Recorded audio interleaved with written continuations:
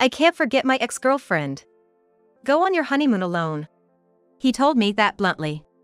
Though our honeymoon was just a day away and plans to officially tie the knot once we returned, he had the audacity to say that to his fiancée. Fine, I'll go by myself then.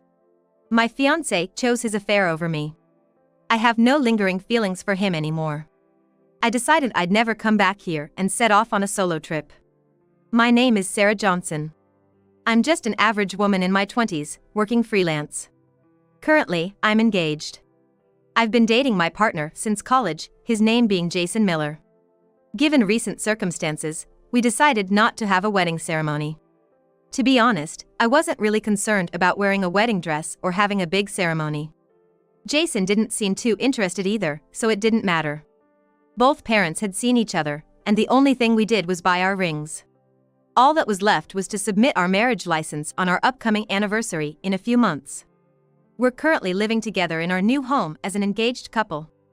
Although we aren't legally married yet, we're already wearing our rings and living as if we were a married couple.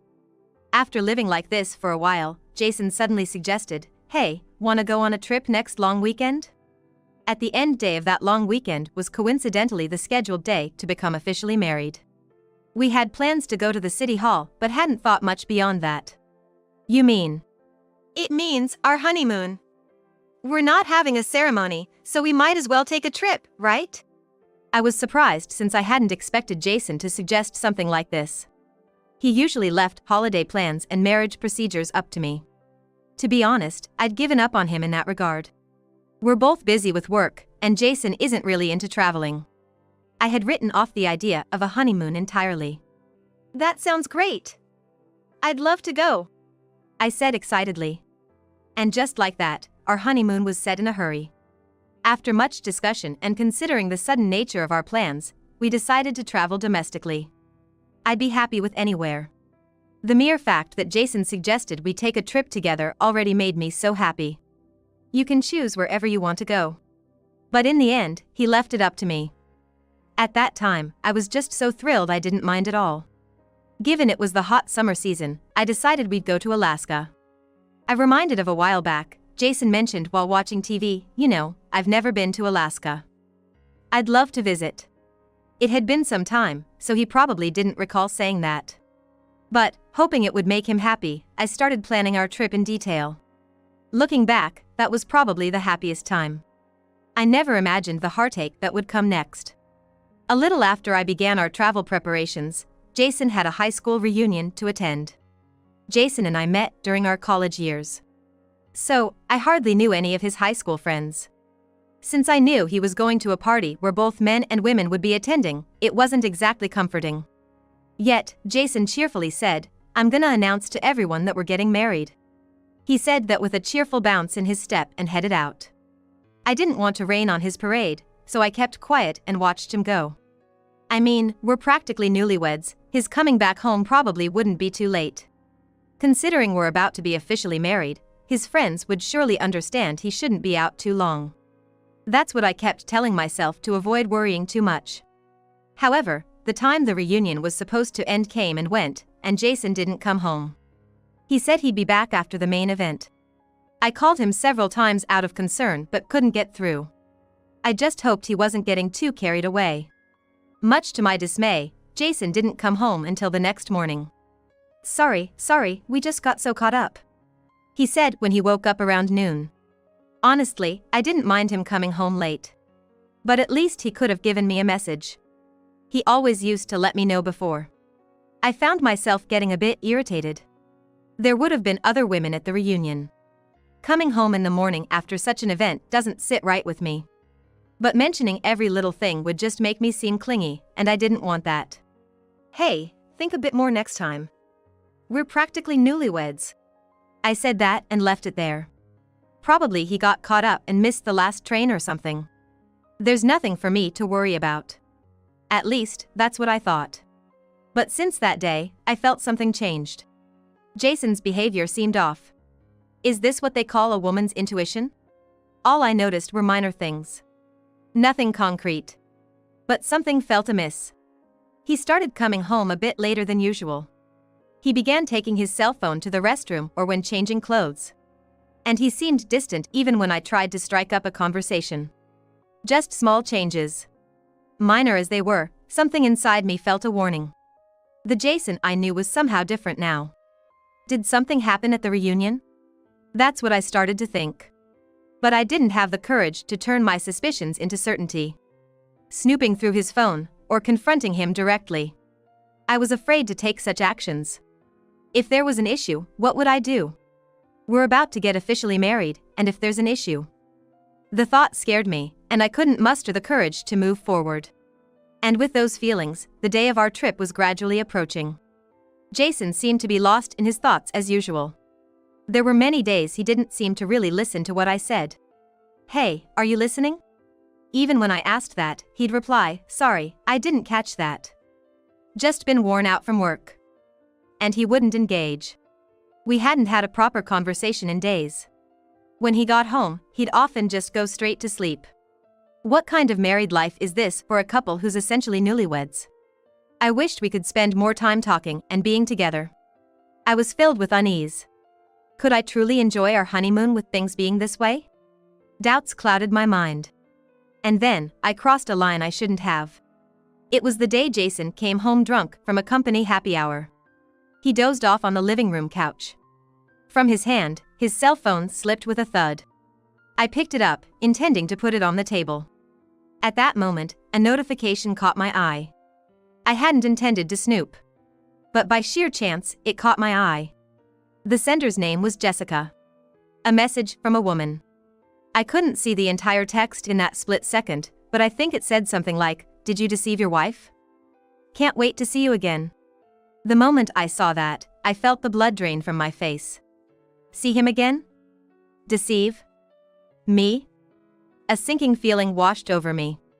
The uneasy feeling I'd been vaguely sensing seemed to be materializing before my very eyes. I knew I shouldn't, but I couldn't resist. Making sure Jason was fast asleep, I took the phone.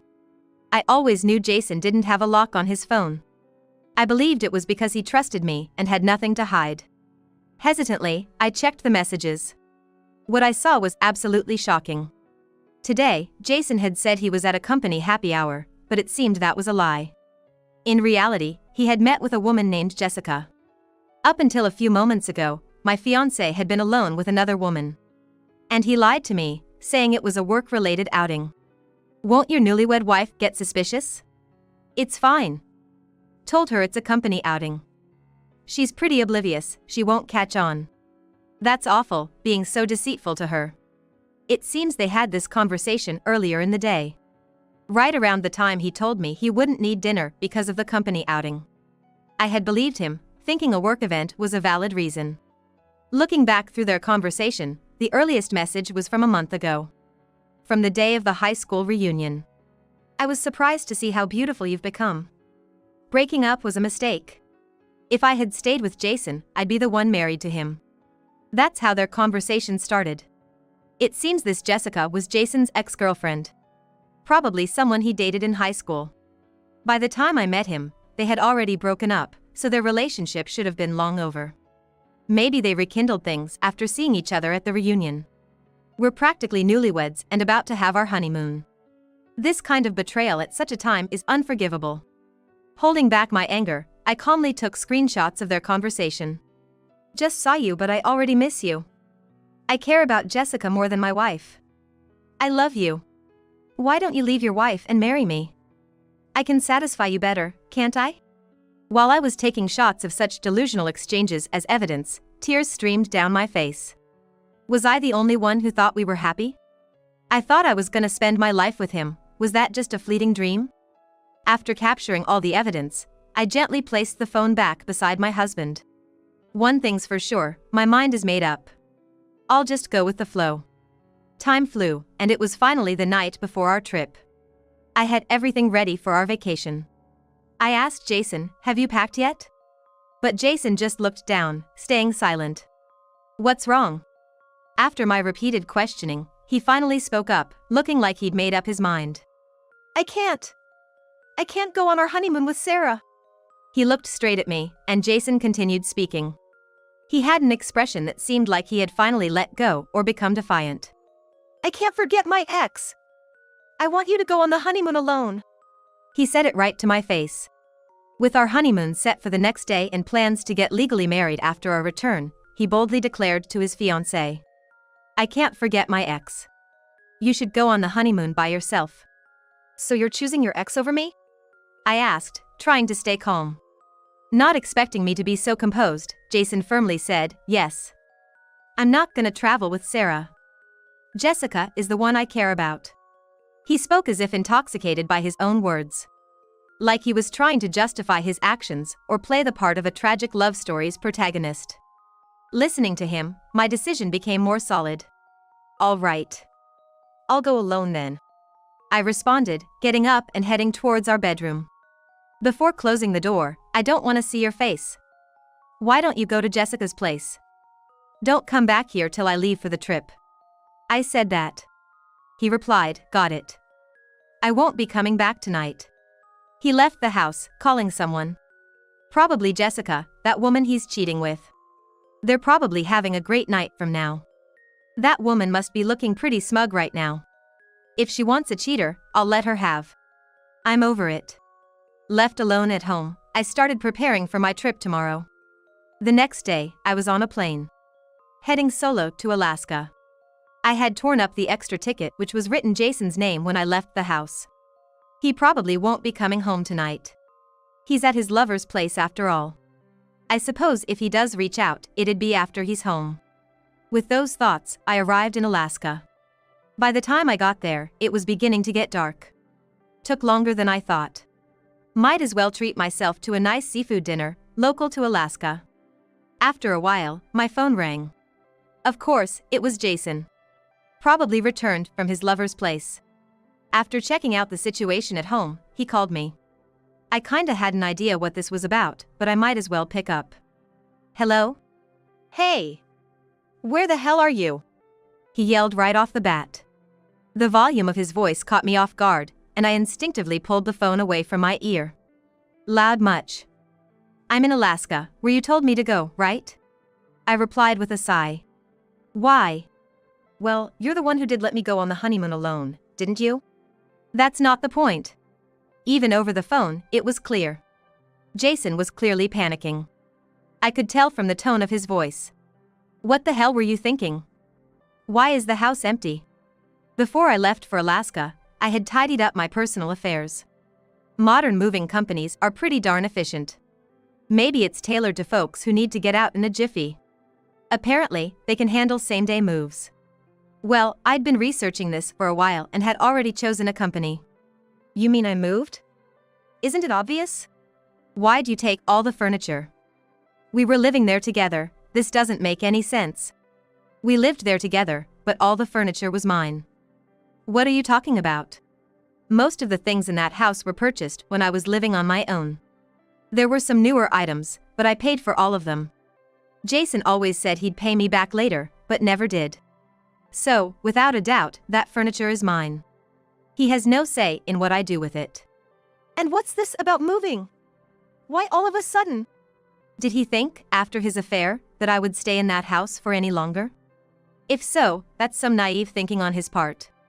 I'll have to buy my own furniture. Why would you? I thought I might give Jason a little more shock. I grinned. Oh, and about the house lease, it's up at the end of the month. You'll need to move out by then, okay? With that, I dropped the bombshell.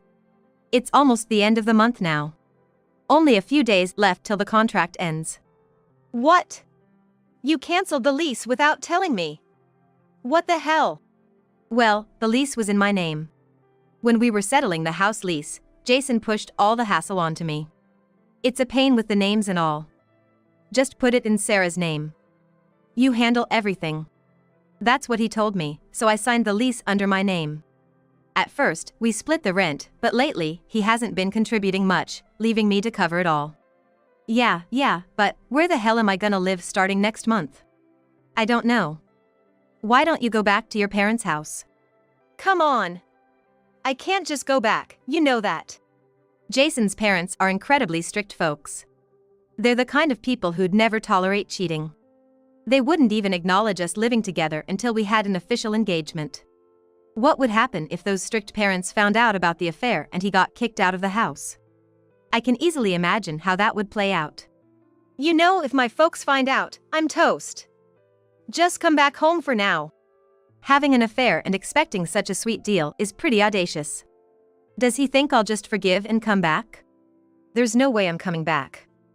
You chose your affair over your fiancé, me. Sooner or later, your folks are gonna find out. That's not true. Jason quickly denies it. What exactly isn't true?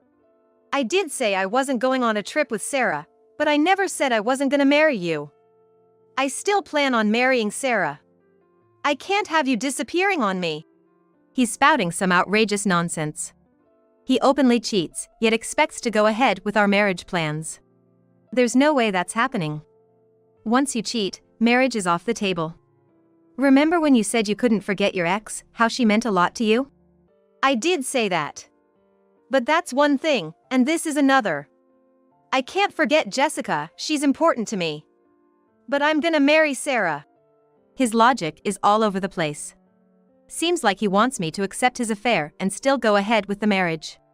It seems he's less fixated on me and more worried about his parents finding out if I call off the wedding. Such a disrespectful attitude really gets under my skin. Too bad, there's no way I'd agree to that. I told him firmly. There's no point in enduring such a hellish marriage. Such an injustice shouldn't be tolerated. And by the way, if you're so worried about your parents finding out, it's too late. What? I've already sent them all the evidence. They know everything now. What the heck? Right as I got off the plane, I sent all the evidence to Jason's parents digitally. They'll also receive a physical copy in the mail soon. What? What the hell did you do? The only one who did something out of line was you, wasn't it? You chose your mistress over our honeymoon.